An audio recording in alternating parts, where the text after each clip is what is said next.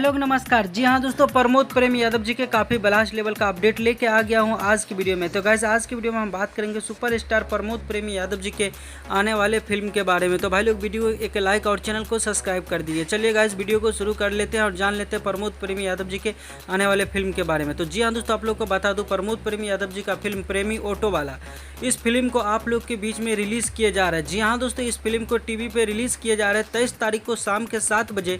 इस फिल्म को आप लोग देख सकते हैं भोजपुरी सिनेमा टीवी चैनल पे। तो भाई लोग बहुत ब्लास्ट लेवल का अपडेट था, फुल पिक्चर आप लोग को देखने को मिलेगा। प्रमोद प्रेम यादव जी का काफ़ी हिट फिल्म है।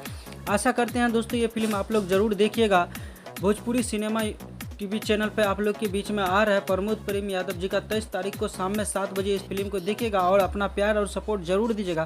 गाइज मेरा वीडियो पसंद आया होगा तो वीडियो को एक लाइक कर दीजिएगा, चैनल को सब्सक्राइब कर दीजिएगा। मिलते हैं नए वीडियो के साथ, तब तक के लिए bye bye, take care, love you all and देखते रहिएगा Bhojpuri chip official YouTube channel. धन्यवाद दोस्तों।